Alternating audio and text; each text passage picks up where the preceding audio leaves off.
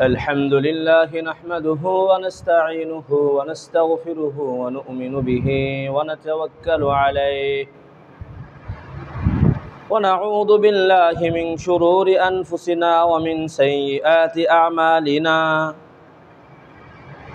من يهده الله فلا مضل له ومن يضلله فلا هادي له ونشهد أن لا إله إلا الله ونشهد أن سيدنا وسندنا ونبينا وطبيبنا وطبيب ربنا وحبيبنا وحبيب ربنا وأسوتنا وقدوتنا ومولانا محمدا عبده ورسوله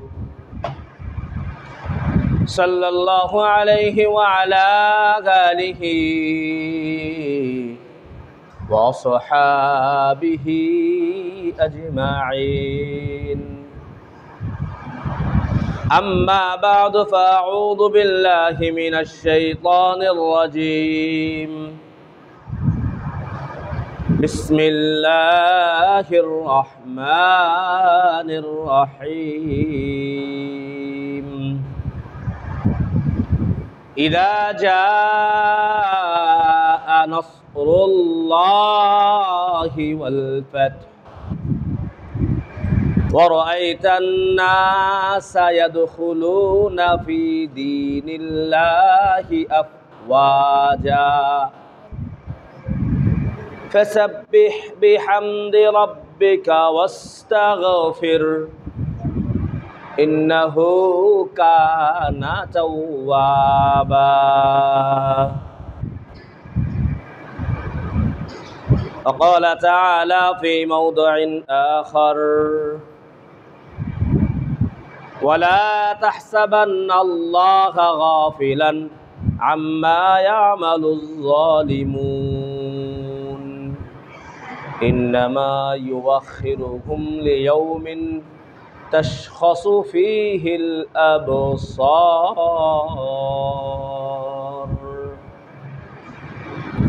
صدق الله المولانا العظيم وصدق رسوله النبي الكريم ونحن على ذلك لمن الشاهدين والشاكرين والحمد لله رب العالمين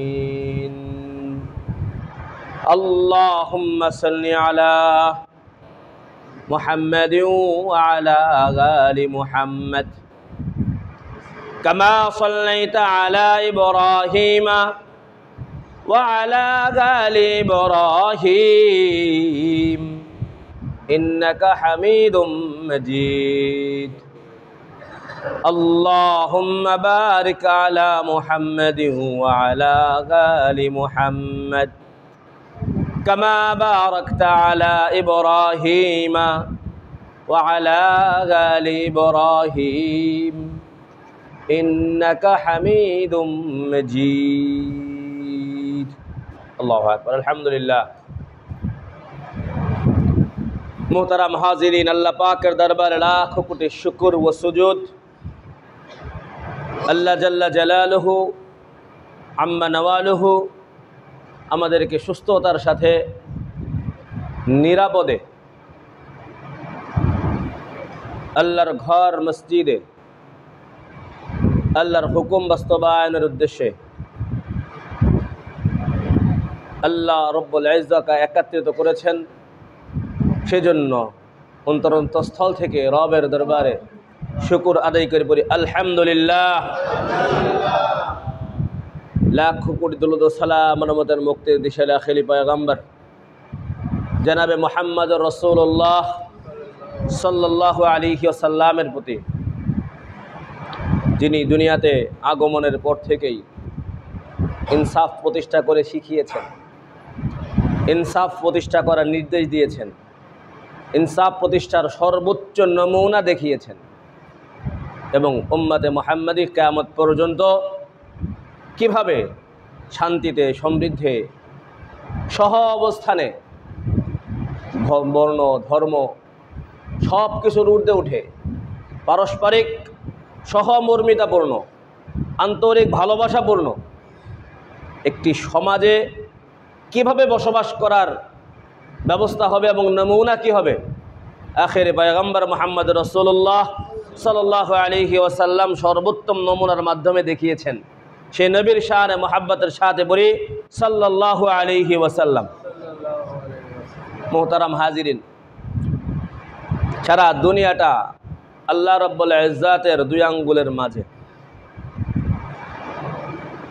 আল্লাহ চাইলে যে কোনো অবস্থায় যে কোনো পরিস্থিতিতে আমাদের সবার ধারণার বাহিরে থেকেও দুনিয়ার সকল পরিবর্তন করতে সক্ষম। কি বলেন ঠিক কিনা? সব আল্লাহর হাতে, সব কিছু। মানুষের চিন্তা শক্তিকে আল্লাহ যতটুকু দিয়েছেন মানুষ ততটুকু চিন্তা করতে পারে,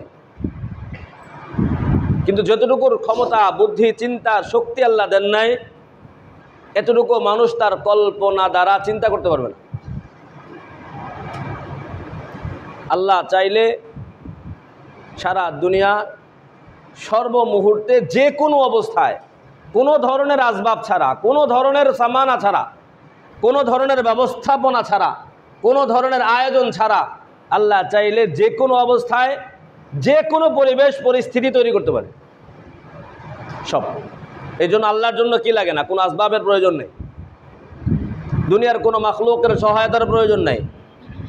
আল্লাহর জন্য দুনিয়া চালানোর জন্য আমাদেরও কারো দরকার নেই। আল্লাহ চাইলে আমাদেরকে ছাড়াও দুনিয়ার ব্যবস্থাপনা পরিবর্তন করতে পারে। আল্লাহ চাইলে আমাদেরকে ছাড়াও দুনিয়া চালাইতে পারেন। সারা পৃথিবীর সকল মুসলমান যদি একসাথে আল্লাহ পাকের হুকুম হাকাম ছেড়ে দেয়, কেউ কোনো ইবাদত করে না, কেউ কোনো আল্লাহ পাকের গোলামি করে না, আনুগত্য করে না, আল্লাহ চাইলে এই পুরা জাতির পরিবর্তে নতুন আরেক জাতির মাধ্যমে যারা আল্লাহ পাকের নাফরমানি করত তাদেরকে আল্লাহ পাকের আনুগত্যের মধ্যে এনে চাইলে আল্লাহ পাক তার ইবাদত এবং সারা দুনিয়ার সকল সিস্টেমকে আল্লাহ চালাইতে পারে। জন্য আল্লাহ পাক আমাদের কারো মোকাপেক্ষী না, কোন আসবাবের মোকাপেক্ষী না। প্রিয় নবী সাল্লাল্লাহু আলাইহি ওয়াসাল্লাম যখন আরবের কাফের মুশরিকদের দ্বারা সর্বোচ্চ নির্যাতিত এবং তাদের নির্যাতনের মাত্রা যখন শেষ পর্যায়ে, প্রিয় নবী সাল্লাল্লাহু আলাইহি ওয়াসাল্লামকে আল্লাহ নির্দেশ দিলেন, আপনি মদিনায় হিজরত করেন, মাতৃভূমি ছেড়ে চলে যান। প্রিয় নবী সাল্লাল্লাহু আলাইহি ওয়াসাল্লাম মাতৃভূমি ছেড়ে চলে যাওয়ার জন্য রওনা করেছেন গরে সৌর, যেখানে প্রিয় নবী সাল্লাল্লাহু আলাইহি ওয়াসাল্লাম একটা গুহার মধ্যে আশ্রয় নিলেন। সাথে তার প্রিয়তম সাহাবী হযরত আবু বকর সিদ্দিক রাদিয়াল্লাহু আনহু একসাথে ওই একটা গুহার মধ্যে হালকা একটু পরিষ্কার পরিচ্ছন্ন করে আশ্রয় নিলেন। আরবের কুফফাররা নবীকে খুঁজতে খুঁজতে খুঁজতে খুঁজতে খুঁজতে খুঁজতে একেবারে গুহার কাছে চলে আসছে। কাছে মানে তাদের মধ্যে আর নবীর মধ্যে দূরত্ব একটা উকি মাত্র। একটা উকি দিলে, একটা মাত্র একবার উকি দিবে তো নবীকে দেখা যাবে। পার্থক্য এবং দূরত্ব দুইজনের মধ্যে এই একটা উকির ব্যবধান, বিবেচনায় একটা কদমের ব্যবধান। এক কদম সামনে বাড়লে নবীকে দেখে ফেলবে, ধরে ফেলবে। এমত অবস্থায় হযরত আবু বকর সিদ্দিক রাদিয়াল্লাহু আনহু নবীকে বললেন, ইয়া রাসূলুল্লাহ, ইয়া হাবিবাল্লাহ, ঘটনা তো খারাপ। ওই যে কাফেরদেরকে আমরা দেখতেছি আমাদের চোখের সামনে, আমরা একটা কদম আগে বাড়াইলে আমরা ভিতর আছি দেখে ফেলবে। সিদ্দিক একবার হযরত আবু বকর সিদ্দিক রাদিয়াল্লাহু আনহু ওনার অবস্থা আর বাহ্যিক দৃষ্টিভঙ্গি, বাহ্যিক বিবেচনা করে উনি সিদ্ধান্ত নবীকে জিজ্ঞাসা করলেন। অল্প একটু ব্যবধান, নবী বললেন, কাল্লা, অসম্ভব, কাল্লা, অসম্ভব, তোমার এই ধারণা অসম্ভব, ইন্নাল্লাহ মা'ানা, অসম্ভব, তোমার এই ধারণা অসম্ভব।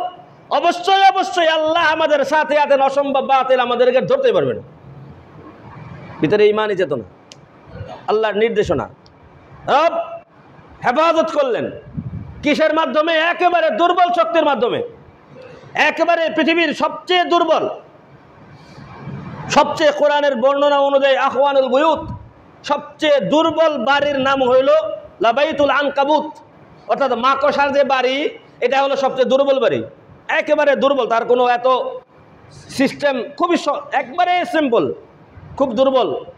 ওই দুর্বল জিনিসের মাধ্যমে আল্লাহ তাআলা ওইখানে মাকড়সার একটা জাল, একেবারে একটা জাল বিছিয়ে দিলেন পৃথিবীর সবচেয়ে দুর্বল জিনিসের মাধ্যমে, যেটা দ্বারা বাহ্যিকভাবে আমাদের বিবেচনায় দৃষ্টিভঙ্গি এবং চিন্তা চেতনা হলো এত দুর্বল জিনিসের মাধ্যমে এত শক্তিশালী জিনিসের মোকাবেলা অসম্ভব।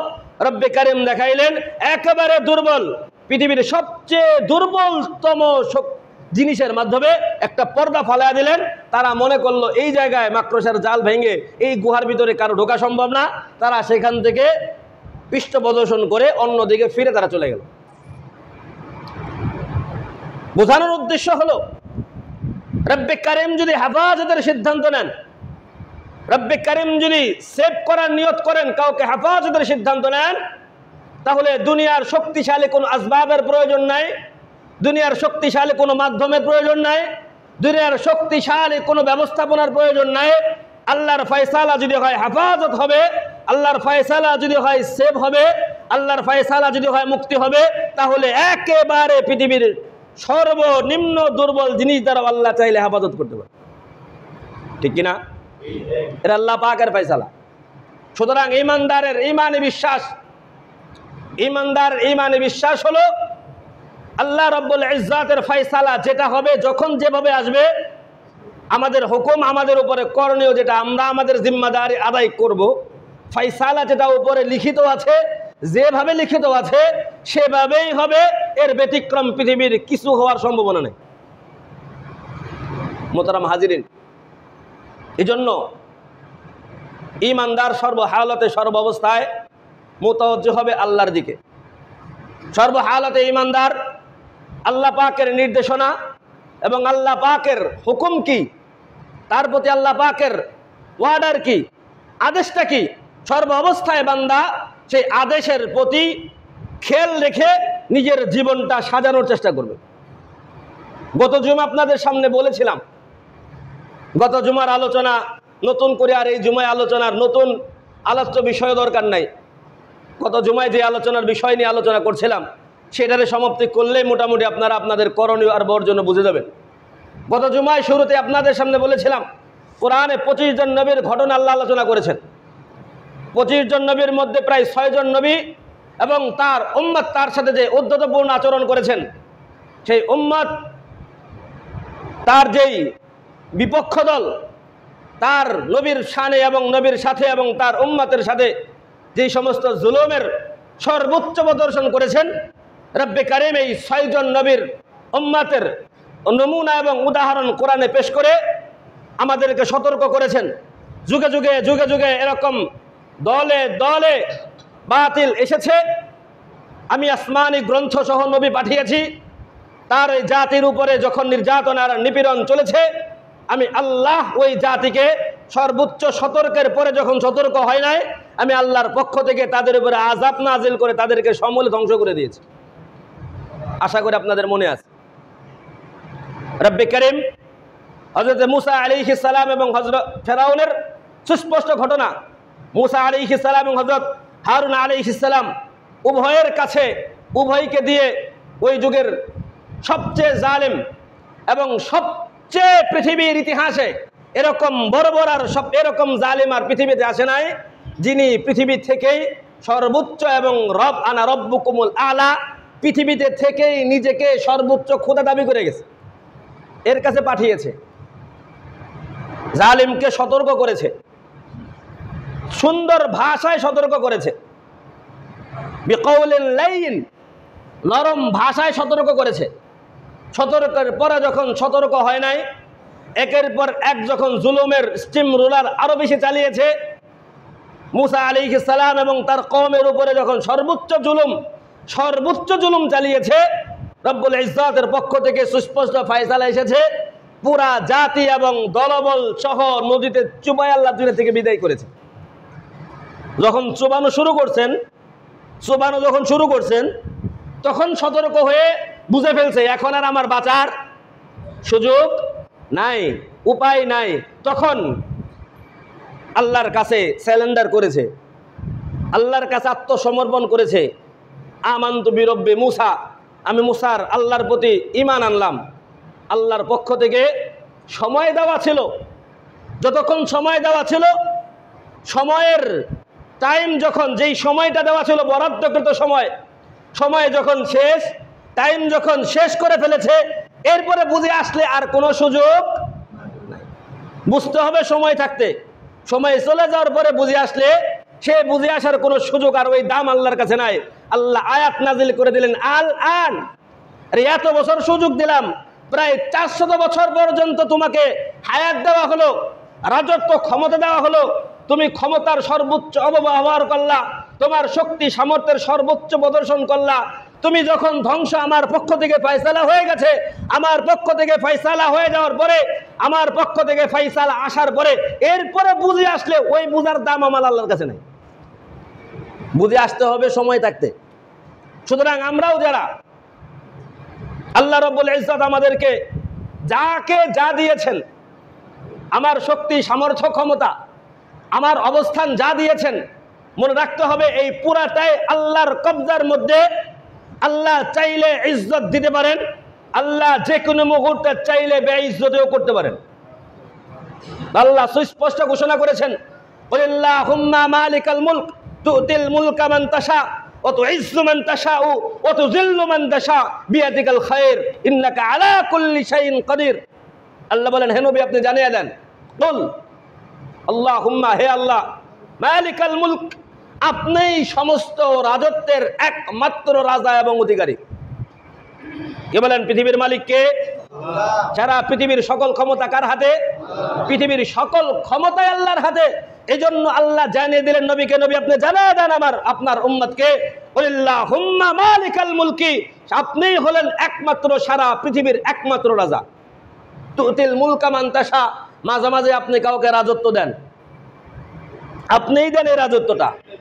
ও তো ইজ্জু মান তাশা, আপনি যাকে চান তাকে সম্মান দেন।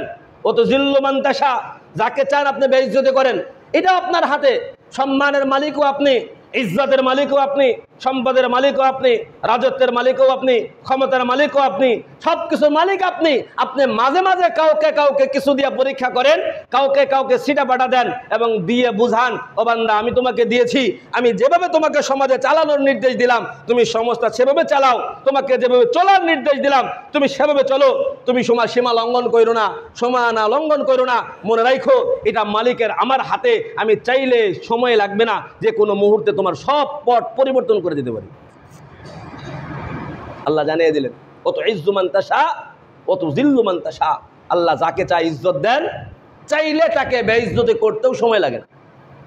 এই জন্য মোহতারাম হাজিরিন, কোরআনের এই ধারাবাহিক নির্দেশনা, অসংখ্য আয়াতে কারিমা দ্বারা রব্বে কারীম আমাদেরকে সতর্ক করেছেন যে তুমি একটা জিনিস পাইলে এটাকে চিরস্থায়ী মনে করো না।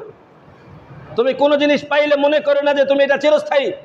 তোমার এই শক্তি যাইতে সেকেন্ড সময় লাগবে না, তোমার এই অহংকার যাইতে সেকেন্ড সময় লাগবে না, তোমার এই সম্পদ যাইতে সেকেন্ড সময় লাগবে না, তোমার এই বাড়ি ঘর সব যাইতে সেকেন্ড সময় লাগবে না। সুতরাং এই সবগুলো তোমার কাছে আমানত। তুমি আমানতের সদ্ব্যবহার করলে আমি আল্লাহ ঠিক রাখবো, আমানতের অপব্যবহার করলে যে কোনো মুহূর্তে আমি সব কিছু বিনাশ করে দিতে পারি।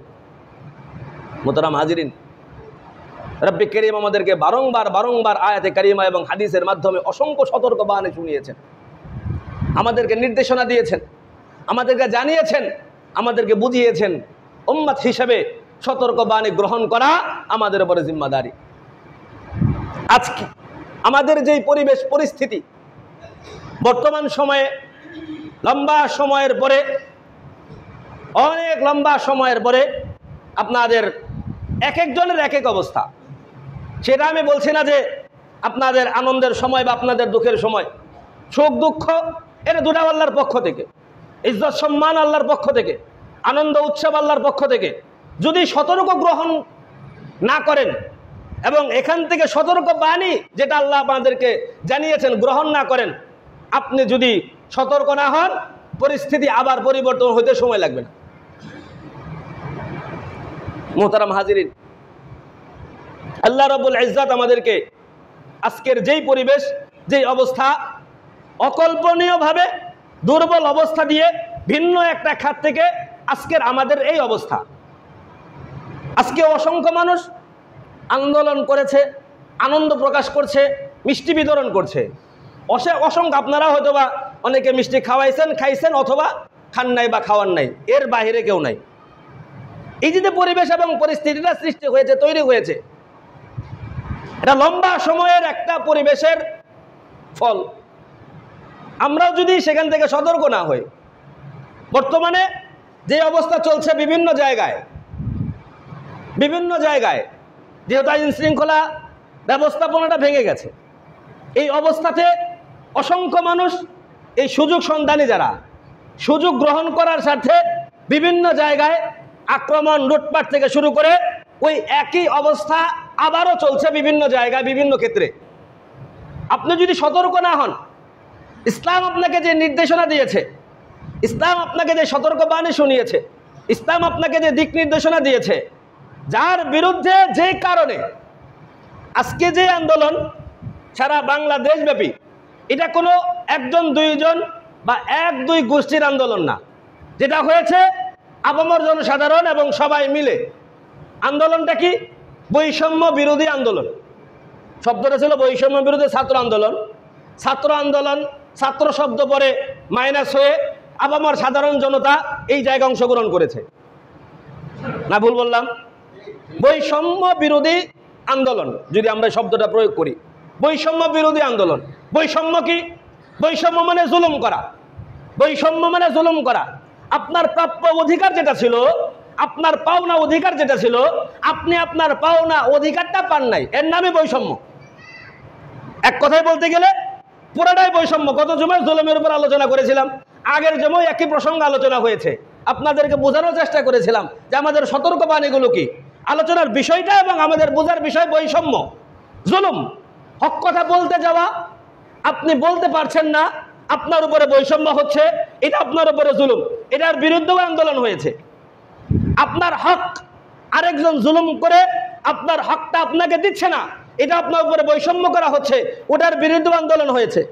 আপনার নিজের জায়গা আরেকজন দখল করে বসে আছে, এই আন্দোলনের সেটাও একটা উদ্দেশ্য, সেই জায়গা থেকে আপনার প্রাপ্য অধিকার আপনাকে পৌঁছে দেওয়া। আপনার নিজের ব্যবসা সিন্ডিকেটের মাধ্যমে সিন্ডিকেট তৈরি করে অপরজন লভ্যাংশ ভোগীরা এই জায়গায় মাঝখান থেকে লাভ ভোগ করে আপনাকে এই জায়গায় 5 টাকার জিনিস 10 টাকা দিয়ে কিনতে বাধ্য করেছে, 20 টাকার জিনিস 50 টাকা দিয়ে কিনতে বাধ্য করেছে, 10 টাকার আলু আপনাকে 60 টাকা দিয়ে কিনতে বাধ্য করেছে, 20 টাকার 30, 50, 60 টাকার তেল আপনাকে 200 টাকা দিয়ে কিনতে বাধ্য করেছে। এই সবগুলোর নাম হলো বৈষম্য।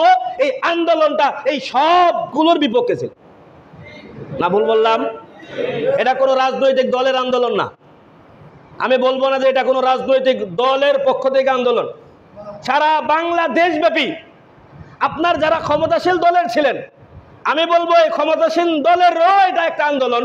ক্ষমতাসীন দলের সুবিধাভোগী ছিল কয়েক %, আর জুলুম আর নির্যাতনের শিকার ছিলেন অন্ততপক্ষে 80%। 20% মানুষ সুবিধা ভোগ করেছেন, আর 80% মানুষ এই ক্ষমতার অপব্যবহারের শিকার হয়েছেন, জুলুম আর নির্যাতনের শিকার হয়েছেন। সুতরাং এই আন্দোলনের মধ্যে 20% অংশগ্রহণ না করলেও ক্ষমতায় যারা ছিলেন, এই ক্ষমতার দলের 80% মানুষও এই বৈষম্য বিরোধী এই আন্দোলনের একজন সহযোগী। সুতরাং এই আন্দোলনটা আজকে ছাত্র সমাজ যে আন্দোলনে শুরু করেছিল, এটা কোনো দলীয় রাজনীতির আন্দোলন না। এই দেশে কোনো রাজনৈতিক ক্ষমতাকে নতুনভাবে বসানোর আন্দোলন না। রাজনৈতিক ক্ষমতায় যারা আসবে দেশের জনগণ সিদ্ধান্ত নেবে, রাজনৈতিক ক্ষমতা কারা চালাবে দেশের জনগণ সিদ্ধান্ত নেবে। কিন্তু এই আন্দোলনের একটা ফল যদি আমরা ভোগ করতে পারি, ক্ষমতায় যেই আসুক না কেন, ক্ষমতার চাবিকাটা যারই হাতে যাক না কেন, সমাজ পরিবর্তন যেই চালানোর সিদ্ধান্ত গ্রহণ না কেন, বাংলাদেশের আপামর সাধারণ জনগণ, আপামর সাধারণ জনগণের উপরে বিন্দুমাত্র জুলুম আর নির্যাতন হবে না, কারো উপরে কোনো বৈষম্য হবে না।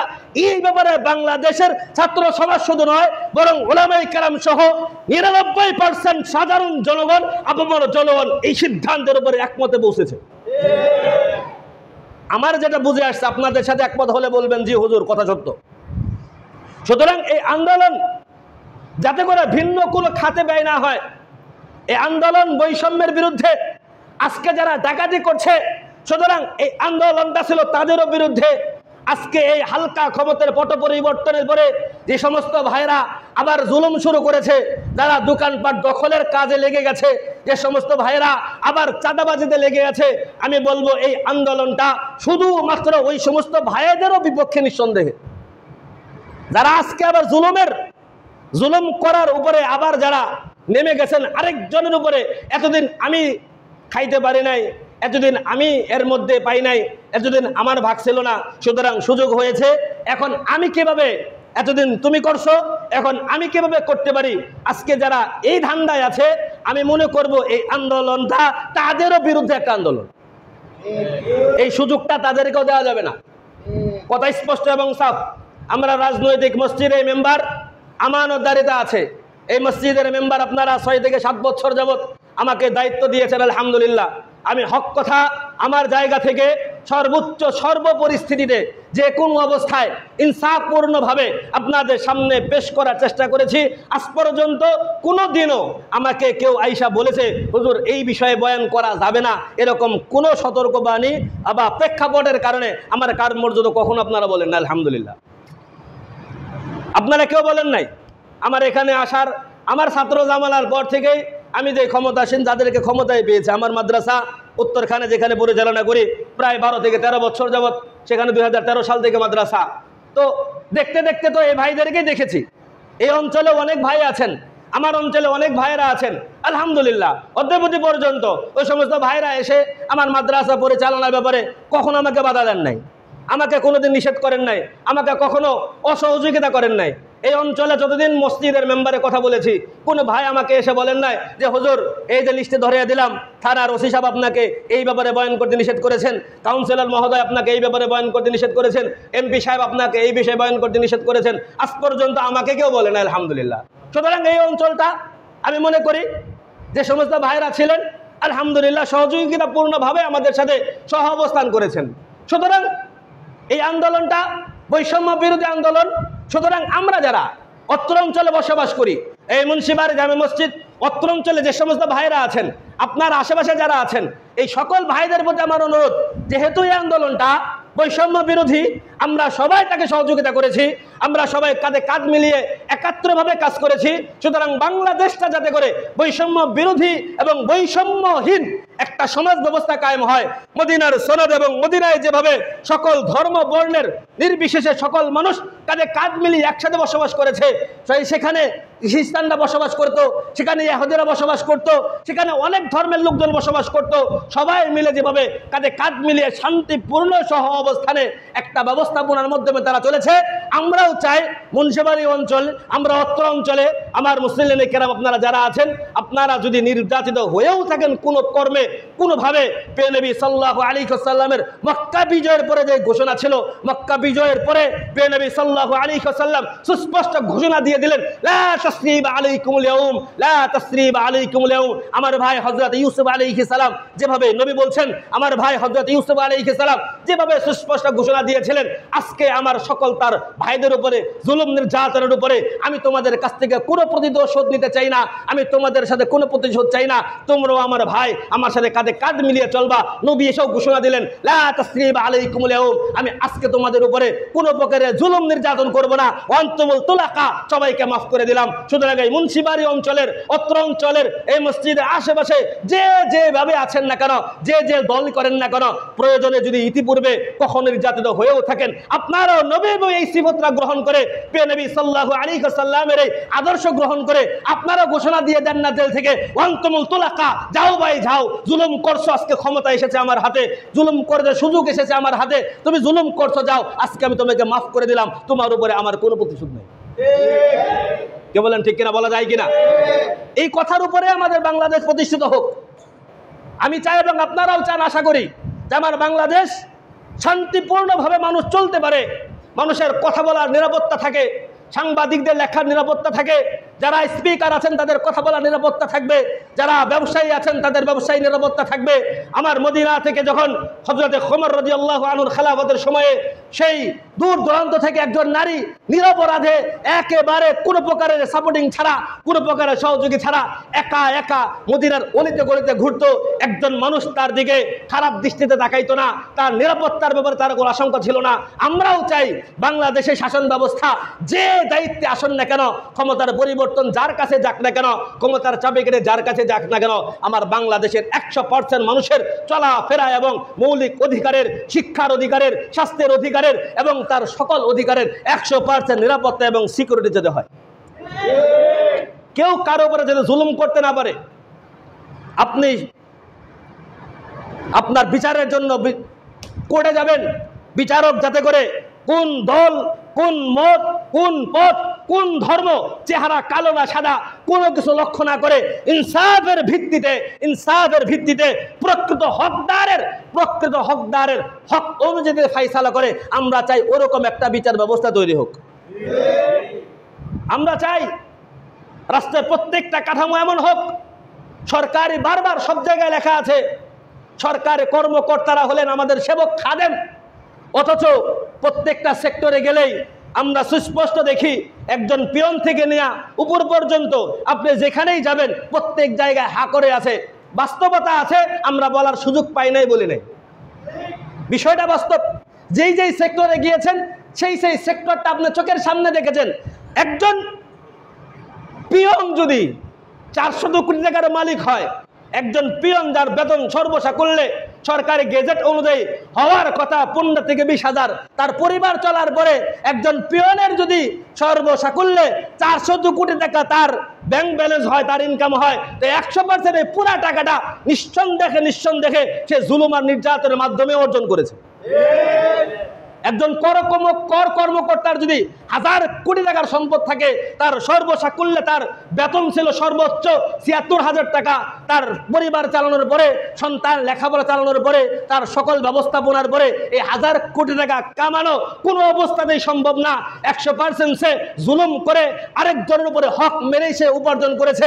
আমরা চাই সরকারি কোনো জায়গায় কোনো কর্মকর্তা একজন আমাদের খাদেম হিসেবে তারা ওই জায়গায় বসেছে, আমাদের ট্যাক্সের ভিত্তিতে তাদের বেতন হয়। সুতরাং ক্ষমতায় যেই আসেন না কেন, বাংলার আপামর সাধারণ জনতা আপনাদের পক্ষে আছে, কিন্তু প্রত্যেকটা জায়গার এই ঘুষখোর এবং দুর্নীতিবাজের দুর্নীতি মুক্ত একটা সরকারি প্রত্যেকটা সেক্টর আমরা দেখতে চাই। আপনি ট্রাফিক ব্যবস্থাপনা, ট্রাফিক পুলিশ যারা আছেন, টাকায় আপনি রাস্তায় গেলে একটা মাল যখন পঞ্চগড় থেকে ঢাকায় ঢুকতে যায়, মালের দাম যদি থাকে 50 টাকা, ক্রয় মূল্য যদি থাকে 50 টাকা, ঢাকা ঢুকতে সেটার ক্রয় মূল্য অটোমেটিকলি পড়ে যায় 100 টাকা। কেন? মাঝখান থেকে প্রত্যেকটা জায়গায় আপনাকে ট্যাক্স আর হাদিয়া দিতে দিতে আপনার ওই পণ্যের দাম এসে ঢাকাতে হয় 100। আপনি আবার মাঝখানে মধ্যস্থভোগী আরেকজনের খাবার, আরেকজনের দাম বাড়ানোর পরে আমি জনগণ কিনতে হয় 150 টাকা দিয়ে অথবা 200 টাকা দিয়ে। কেন? ওই জায়গায় 50 টাকা থাকলে প্রয়োজনে আরো 5 টাকা বাড়িয়ে কিনেন, আমার কৃষক উপকার হোক। এবং এই মাঝখান থেকে যত প্রকারের জুলুম ছিল, ট্রাফিক ব্যবস্থাপনার যত প্রকারের দুর্নীতি ছিল, আমরা চাই সমাজ ব্যবস্থার দায়িত্ব যেই আসেন না কেন, এই সকল কর্মের প্রত্যেকটা জায়গার দুর্নীতি মুক্ত করে আমার জনগণের হাতে 50 টাকার জিনিস যাতে 70 টাকায় পৌঁছে, 20 টাকার জিনিস যাতে 22 টাকায় পৌঁছে, 10 টাকার জিনিস যাতে 12 টাকায় পৌঁছে, এরকম শান্তিপূর্ণ ব্যবস্থাপনা করার জন্য আপনারা দায়িত্ব গ্রহণ করতে চাইলে বৈষম্য বিরোধী ছাত্র আন্দোলনের সাথে আমার বাংলার 90% মানুষ যেভাবে ধর্ম বর্ণ সব কিছু নির্বিশেষে সহযোগিতা করেছে, ইনশাআল্লাহ উলামায়ে কেরাম তার মেম্বার থেকে আপনাদেরকে সহযোগিতা করার জন্য, শান্তিপূর্ণ সহ অবস্থানের ব্যবস্থা করার জন্য আগেও যেভাবে ঘোষণা দিয়েছে, সাথে থেকেছে, রক্ত দিয়েছে, আবারও সব কিছু দিয়ে আপনাদের পাশে থাকার চেষ্টা করবে ইনশাআল্লাহ। সুতরাং আমরা কারো পক্ষে না, আমরা কারো বিপক্ষে না। এজ আ মুসলিম হিসেবে, এজ আ বাঙালি হিসেবে, বাংলাদেশ হিসেবে দেশকে মহব্বত করি, আর মুসলিম হিসেবে ইসলামকে মহব্বত করি। সুতরাং দুই জায়গার পূর্ণাঙ্গ ভালোবাসা আমাদের দিলের মধ্যে আছে, ঠিক কিনা?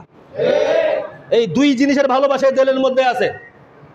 এক যেমন দেশের প্রতি ভালোবাসা আছে, আলহামদুলিল্লাহ সুম্মা আলহামদুলিল্লাহ, উলামায়ে কেরাম সাধ্য অনুযায়ী, দিনদার মানুষ সাধ্য অনুযায়ী জুলুম নির্যাতন থেকে নিঃসন্দেহে তারা দূরে আছে, দূরে থাকার চেষ্টা করছে। সামনে আরও চেষ্টা করবে এই দেশকে সুন্দরভাবে সুন্দর একটা দেশ গড়ার জন্য সর্বোচ্চ সব ধরনের সহযোগিতা করার জন্য সর্বদিক থেকে উলামায়ে কেরাম আপনাদের সাথে ছিলেন, এখনও আছেন। এটা আমাদের একটা পরিচয়। এই দেশকে পুনর্গঠনের জন্য আলহামদুলিল্লাহ সুম্মা আলহামদুলিল্লাহ গত রাত্রেও আমার মাদ্রাসার ছাত্র শিক্ষক আমরা পুরা এলাকা পাহারার দায়িত্ব নিয়েছি। অসংখ্য জায়গায় বিভিন্ন মোড়ে মোড়ে মিডিয়ায় আসে না, মিডিয়া লেখেও না, মিডিয়া বলেও না, এই জায়গায় এখনো বৈষম্য আছে, বৈষম্য বিরোধী অবস্থান ওইখানে এখনো যায় নাই, যাবে ইনশাল্লাহ। তো প্রত্যেকটা মোড়ে মোড়ে গেলে দেখবেন টুপি দাঁড়িয়েওয়ালারা আলহামদুলিল্লাহ তারা ট্রাফিকের দায়িত্ব পালন করছে কিনা। আপনারা আসছেন দেখেন নাই চোখে? গত রাত্রে সারা রাত আলহামদুলিল্লাহ আমার মাদ্রাসার ছাত্ররা তারা ঘুম বাদ দিয়ে, শিক্ষক আসাদে কেরাম ঘুম বাদ দিয়ে, শুধু আমার মাদ্রাসাই না বাংলাদেশের অসংখ্য মাদ্রাসা ছাত্ররা, আমার উত্তরখান এলাকার ওলামায়ে কেরাম, ইত্তেহাদুল উলামা উত্তরখান, আমার উলামায়ে কেরামের পরামর্শ ভিত্তিতে আমরা পয়েন্টে পয়েন্টে সারা রাত পাহারা দেওয়ার চেষ্টা করেছি আপনাদের নিরাপত্তার স্বার্থে। ওলামায়ে কেরাম নিজের বুকটাকে সামনে বাড়িয়ে দিয়ে আপনার নিরাপত্তার জন্য তারা তাদের বুকের রক্ত বিলিয়ে দেওয়ার জন্য তারা তাদের বুককে ঢাল হিসেবে সামনে দাঁড়িয়ে ওনারা আপনাদের পাহারার চেষ্টা করছে। থানাতে গিয়ে পাহারা দেওয়ার চেষ্টা করেছে। যত জায়গায় বৈষম্য হওয়ার সুযোগ আছে, যারা সুযোগ সন্ধানী সুযোগ নেওয়ার চেষ্টা করছে, সব জায়গায় তারা চেষ্টা করেছে এবং চেষ্টা করে যাচ্ছে আলহামদুলিল্লাহ।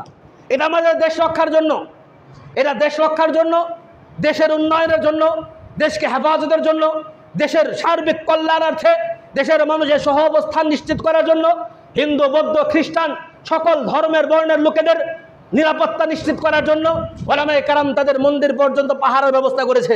মন্দিরের সামনে আপামর সাধারণ জনগণ দিনদার মুসলমানেরা পাহারার ব্যবস্থা করেছে।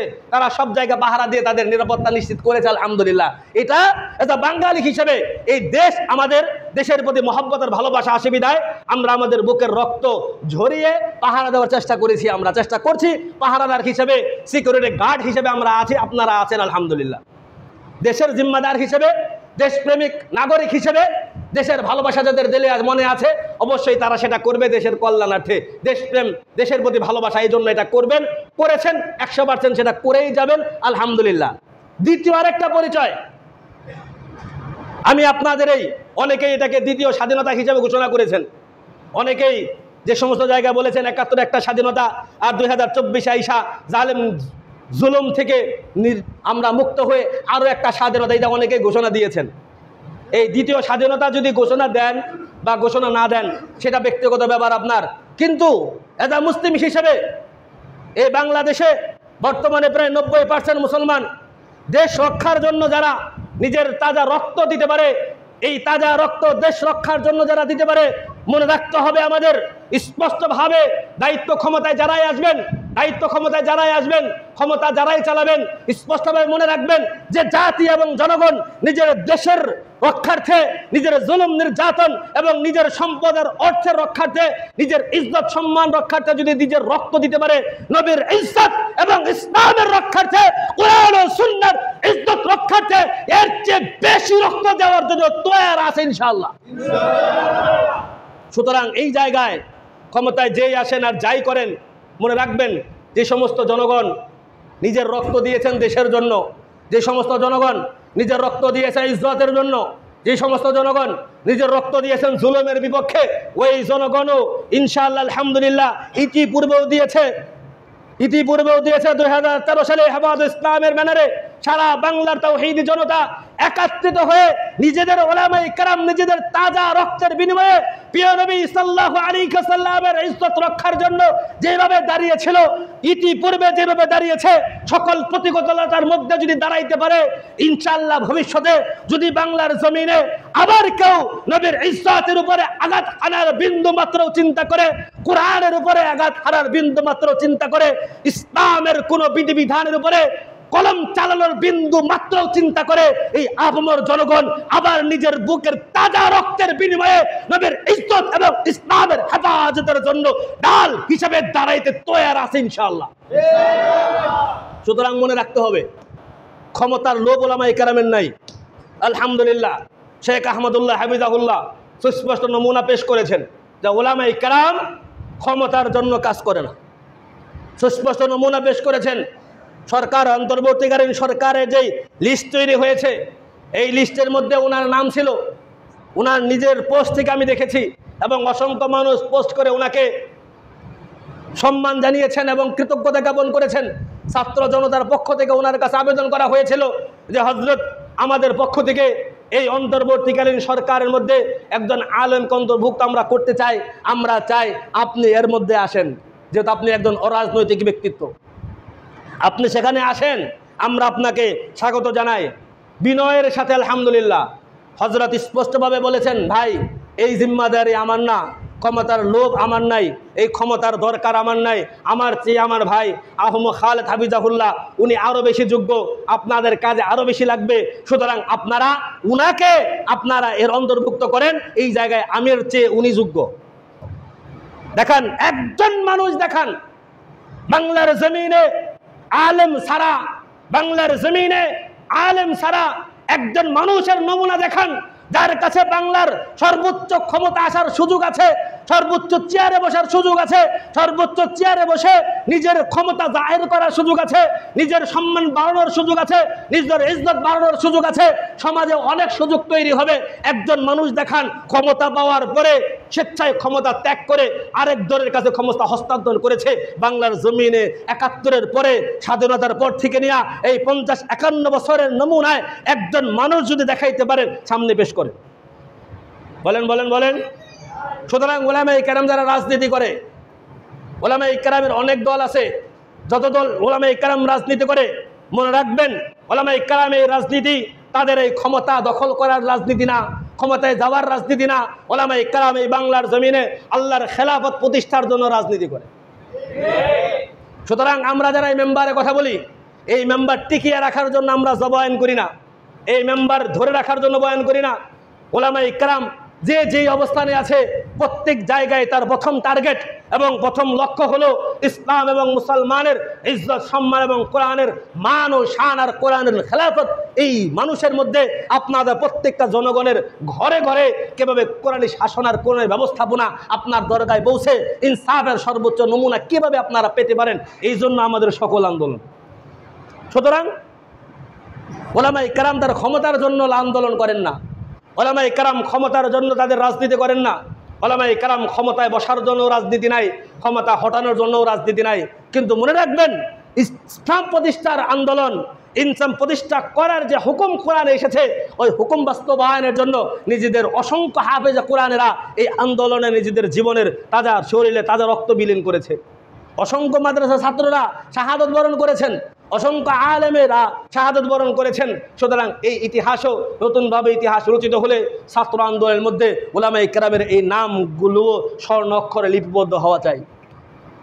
৭১-এর সেই জালেম শাসকের বিরুদ্ধে যে আন্দোলন হয়েছিল, ওইখানে অসংখ্য ওলামায়ে কেরাম, হাজার হাজার ওলামায়ে কেরাম সেই আন্দোলনে শুধু অংশগ্রহণই করেন নাই, বরং সশরীরে অংশগ্রহণ করে শাহাদত বরণ করেছেন। ইতিহাস আমাদের কাছ থেকে বিলুপ্ত করে দেওয়া হয়েছে পর্যায়ক্রমে। আস্তে আস্তে আমাদের সামনে থেকে ইতিহাসকে মুছে দেওয়া হচ্ছে। ইতিহাস আমাদের সামনে থেকে নতুনভাবে নতুন ইতিহাস রচনা করা হয়েছে, আমাদের সামনে থেকে সুস্পষ্ট ইতিহাস মুছে দেওয়া হয়েছে। এই বাংলাদেশ গঠনের পিছনে সেই ৭১ সাল থেকে না, ৭১-এর আগে যদি যাই, ইংরেজদের যখন এই দেশ থেকে বিতাড়িত করা হয়েছিল, ইংরেজ খেলাও আন্দোলনের সময় প্রথম সারিতে প্রথম কাতারে দাঁড়িয়ে যারা সর্বপ্রথম আন্দোলনের ভূমিকা নিয়েছেন, নিজের বুকের তাজা রক্ত যারা বিলীন করেছেন, এরা ছিলেন দারুল উলুম দেওবন্দের ফোজালা এবং ওলামায়ে কেরাম। ৭১-এর সময়ও আমরা আমাদের বুকের তাজা রক্ত দিয়েছি। ইতিহাস থেকে আমাদেরকে পরিকল্পিতভাবে পিছনে ঠেলে দেওয়া হয়েছে। প্রত্যেকটা নাটক সিনেমা থেকে শুরু করে যত জায়গায় এই সংক্রান্ত নাটক সিনেমা তৈরি করা হয়েছে, প্রত্যেক জায়গায় রাজাকার এবং দেশদ্রোহী দেশ বিরোধী যারা, তাদের নাম, তাদের অ্যাক্টর, তাদের অ্যাক্টিং করতে গিয়া যাকে আনা হয়েছে, একজনের মুখে দাড়ি লাগায়া তার মাথার উপরে বড় একটা টুপি দিয়ে তাকে সেই জায়গায় পেশ করা হয়েছে। জনগণের মধ্যে, নতুন প্রজন্মের অন্তরের মধ্যে একজন একজন করে বিষ রোপণ করার মাধ্যমে, বীজ ঢুকিয়ে দেওয়ার মধ্য দিয়ে ইসলামের সাথে স্বাধীনতার বিরোধিতা, ইসলামের সাথে বাংলাদেশের স্বাধীনতার বিরোধিতা সব কিছু মানুষের মনের মধ্যে ঢুকিয়ে দেওয়ার অপচেষ্টা করা হয়েছে, সুপরিকল্পিতভাবে করা হয়েছে। অথচ ৭১-এর যে সমস্ত পিকচারগুলো, দুর্লভ পিকচারগুলো পাওয়া যায়, দুর্লভ পিকচারগুলোর মধ্যে যাদেরকে রাজাকার হিসেবে যাদেরকে বন্দি করা হয়, আমার চোখে এখন পর্যন্ত এরকম কোনো সংখ্যা আমি পাই নাই যাদেরকে দলগতভাবে যাদেরকে একাত্র করা হয় একজনের মুখেও দাঁড়িয়ে টুপি নাই। অসংখ্য ছবি আমি পেয়েছি, আশা করি আপনারাও পেয়েছেন। এই সমস্ত মানুষ 2, 4, 10 জন, 20 জন, 50 জন, 100 জন বা 1000 জন তাদের পক্ষে থাকতে পারে, সহযোগিতা করতে পারে। এটা অপরাধ, ব্যক্তির অপরাধ। এই অপরাধ ব্যক্তির অপরাধ। ব্যক্তির অপরাধের কারণে পুরা আলেম সমাজ এবং পুরা মুসলিম সভ্যতার সবার উপরে এই অপরাধ চাপিয়ে দেওয়া, এটাও মুসলমান আর উলামায়ে কেরামের উপর একটা বড় একটা জুলুমের অংশ। এটারও বিরুদ্ধে নিঃসন্দেহে বৈষম্য বিরোধী এই আন্দোলন, এই বৈষম্য দূর করারও একটা আন্দোলন। এই বীজ বপন করে খুব বেশি লাভ করতে পারে নাই। আমি বলবো যে হুজুর, আপনারা বলবেন যে এত চেষ্টার পরে সেই 71-এর পর থেকে 50 বছর যাবৎ যারাই ক্ষমতায় এসেছে চেষ্টা করেছে ধারাবাহিকভাবে ধাপে ধাপে, তো চেষ্টা করার পরে ফলশ্রুতিতে লাভটা কি করেছে? আপনাদের চোখের সামনে সুস্পষ্ট নমুনা। আলহামদুলিল্লাহ, আলহামদুলিল্লাহ, বাংলার এই সাধারণ ছাত্র জনতার মধ্যে এবং নতুন প্রজন্মে আপনারা যারা চোখে দেখেছেন তারা তো ওই আন্দোলন দেখেছেনই। এই নতুন প্রজন্ম যারা মুক্তিযুদ্ধ দেখে নাই, ওই সময়ের বৈষম্য দেখে নাই, ওই সময়ের কিছু দেখে নাই, নতুন প্রজন্ম যাদের বয়স 30, 35 বা 20 থেকে 25-এর মধ্যে এই ছাত্ররাও আন্দোলনের সময় আলহামদুলিল্লাহ, আবারও বলবো সুম্মা আলহামদুলিল্লাহ, নামাজের ওয়াক্তের সময় পুলিশ পাহারা সামনে, তাদের অস্ত্র তাদের চোখের সামনে এই ছাত্র জনতা প্রমাণ করেছে। রাজপথে পতাকা বিছিয়ে পতাকার উপরে নামাজ পড়ে প্রমাণ দিয়েছে এই ছাত্র জনতা এই বাংলাদেশে ইসলামী ব্যবস্থাপনা, ইসলামী মূল্যবোধ তারা অন্তরে লালন করেই লড়াইয়ে নেমেছে। সুস্পষ্ট নমুনা দেখিয়েছে।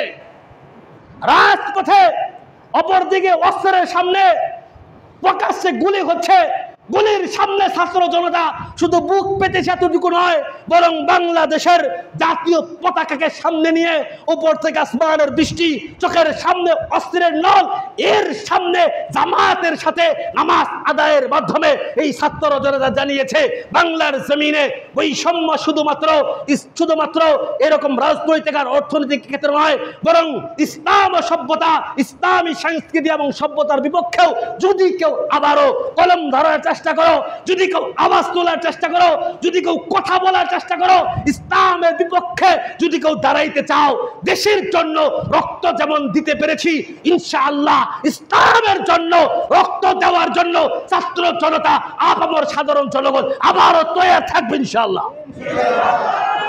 সুস্পষ্ট প্রমাণ দিছে কি দেয় নাই? আপনাদের সামনে ছবি আসে নাই? তারা কি নামাজ পড়ে প্রমাণ করেছে কিনা? তারা সেকুলারিজমের জন্য যুদ্ধ করে নাই, সেকুলারিজম প্রতিষ্ঠার জন্য যুদ্ধ করে নাই, নাস্তিক্যবাদের প্রতিষ্ঠার জন্য যুদ্ধ করে নাই। এই আন্দোলন এই দেশে নাস্তিক্যবাদের সয়লাভ করার জন্য নয়। এই আন্দোলন এদেশে পশ্চিমা সভ্যতার আগমনের বার্তা নয়, এটা বার্তা ছিল সকল প্রকার জুলুমের বিপক্ষে দাঁড়ানো। সুতরাং ক্ষমতায় আসার লিপ্সা যাদের আছে, আপনারা আপনাদের জায়গায় আন্দোলন করেন, আপনারা ক্ষমতায় বসেন, ক্ষমতার প্রসেসিং হবে, যেভাবে প্রসেসিং হবে আপনারা ক্ষমতায় আসবেন। কে আসবে সেটা আমাদের দেখার কথা না, আমরা দেখবও না, দেখতে চাইও না, কিন্তু আমরা চাই ইনসাফপূর্ণ, শান্তিপূর্ণ সমাজ ব্যবস্থা। যে সমাজ ব্যবস্থায় ইনসাফপূর্ণ, শান্তিপূর্ণ সমাজ ব্যবস্থা, আমাদের টার্গেট ইনসাফপূর্ণ, শান্তিপূর্ণ সমাজ ব্যবস্থা প্রতিষ্ঠা করা।